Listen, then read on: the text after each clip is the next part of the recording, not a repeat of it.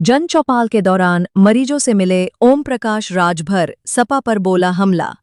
उत्तर प्रदेश सरकार के पंचायती राज मंत्री ओम प्रकाश राजभर ने मंगलवार को अतरौलिया विधानसभा क्षेत्र में जन चौपाल कार्यक्रम के तहत खिरीडीहा, दादर और अहिरौला का दौरा किया।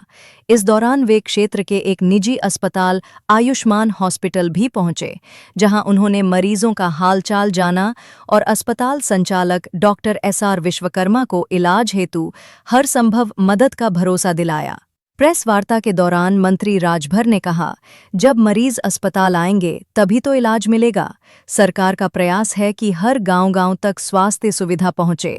पंचायती राज विभाग महात्मा गांधी के स्वच्छ भारत और ग्राम स्वराज के सपने को साकार करने के लिए प्रतिबद्ध है। उन्होंने आगे कहा कि जल निकासी, RCC व खरंजा निर्माण, सोख्ता निर्माण जैसी ग्रामीण समस्याओं के समाधान के लिए सरकार लगातार प्रयास कर रही है। गरीबों को शौचालय, नाली, जल निकासी जैसी सुविधाएं देने के लिए बजट भी निर्धारित किया गया है। सफाई कर्मी भर्ती प्रक्रिया पर भी उठाए सवाल। देखिए, आज हम डॉक्टर SR विश्वकर्मा जी के यहाँ आए हैं आयुष्मान हॉस्पिटल में। तो जब मरीज यहाँ आएगा तभी ना दवाई देंगे। मरीज यहाँ आएंगे तो उनका समुचित इलाज होगा। उसी तरह पंचायती राज विभाग, उत्तर प्रदेश सरकार कटिबद्ध है जो समस्याएं हैं उसके समाधान के लिए।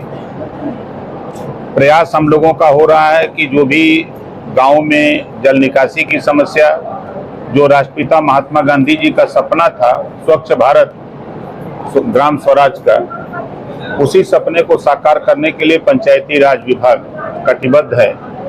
चाहे वो जल निकासी के लिए नाली बनाना हो, चाहे आवागमन के लिए खड़ंजा लगाना हो, RCC बनाना हो, डमरू लगाना हो।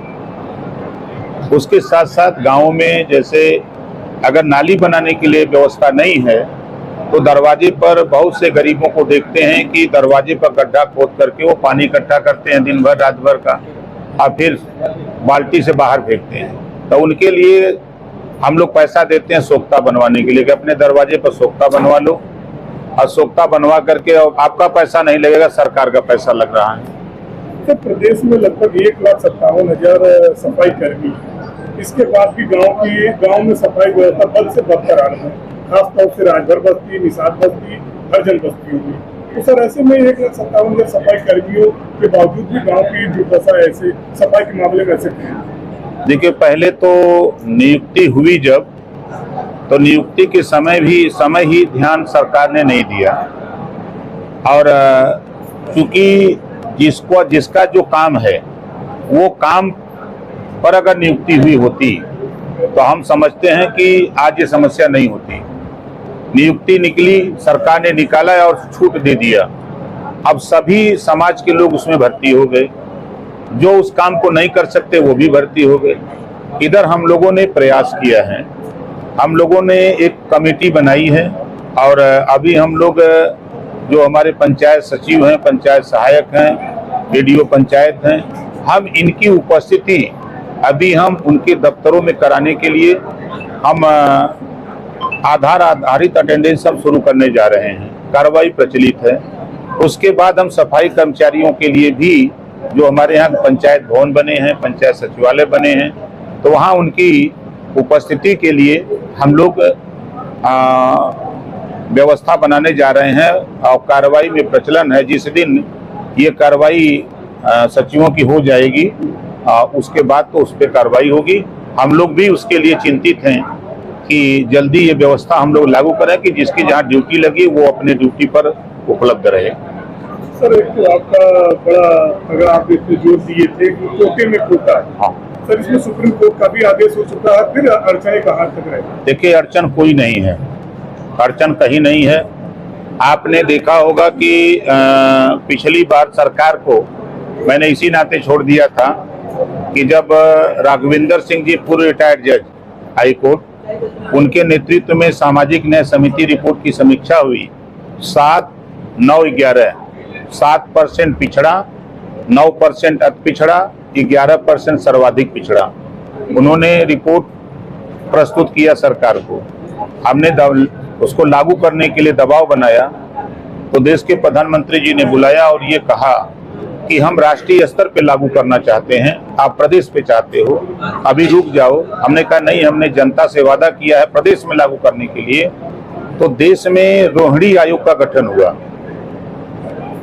और रोहिणी आयोग ने रिपोर्ट भी सौंप दिया है और पूर्व राष्ट्रपति रामनाथ कोविंद जी के नेतृत्व में 5 सदस्यीय टीम बनी और उसकी समीक्षा भी हो गई रोहिणी आयोग की रिपोर्ट की। अब उसको लागू करने की तैयारी हो रही है।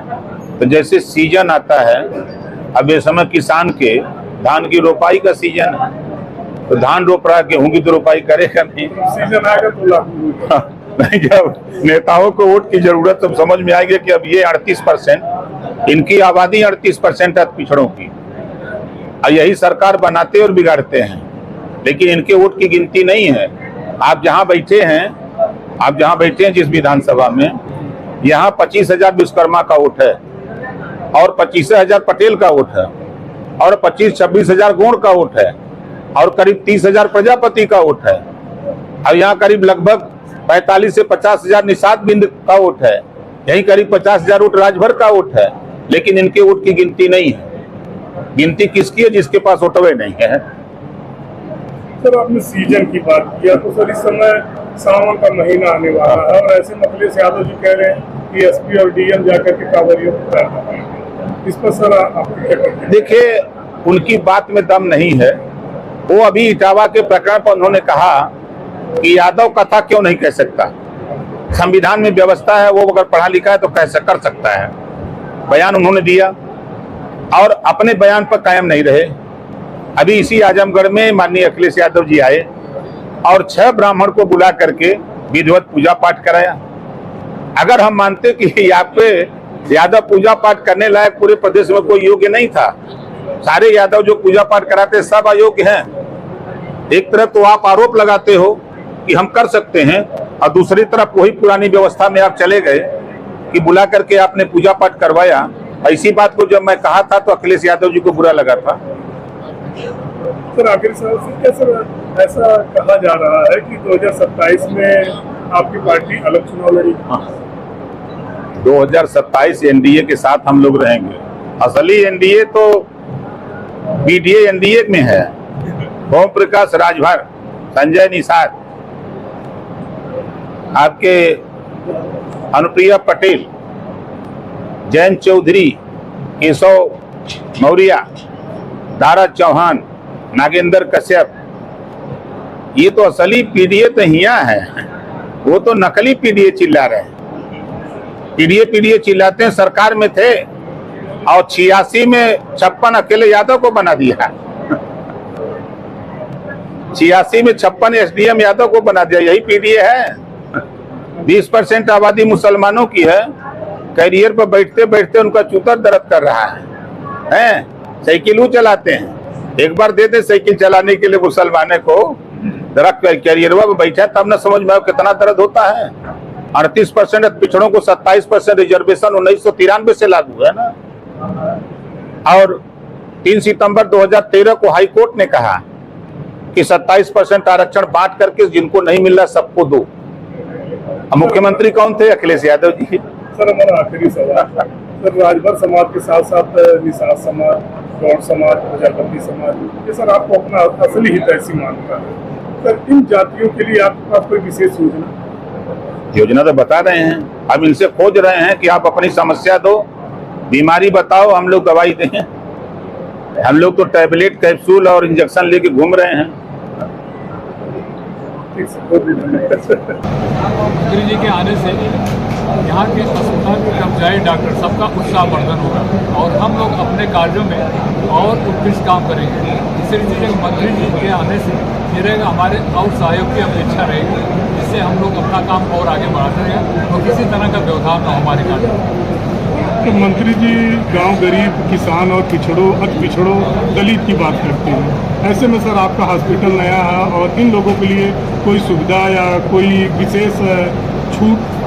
जैसे आप लोग हमारे नेचर के बारे में जानते होंगे, आज से नहीं, आप लोगों के बीच में हमारे यहाँ से 25 साल से साथ रहा हूँ। यहाँ सबसे गरीब व्यक्ति का इलाज होगा और मेरा ये ध्येय है कि कोई भी गरीब मरे बिना इलाज के न जाने पर न उसको किसी तरह की निराशा हो। जो हमसे नहीं होगा वो दूसरी चीज़ है, लेकिन जहाँ तक संभव होगा उसका इलाज हमारे यहाँ बिना पैसे की भी हो सकता है। और तीसरा चीज़ ये है कि अगर उसको किसी तरह का कष्ट है, मान लीजिए हमारे द्वारा सामान्य इलाज नहीं तो हमारे पास बहुत से डॉक्टर हैं, ठीक है, उनका मैं भरपूर कोशिश करूँगा। सर करौलिया क्षेत्र में गायनी के क्षेत्र में अभी काफ़ी पिछड़ा हुआ है। गायनी का इक्का दुक्का हॉस्पिटल है, ज़्यादातर हॉस्पिटल अगर हम यूँ कहें तो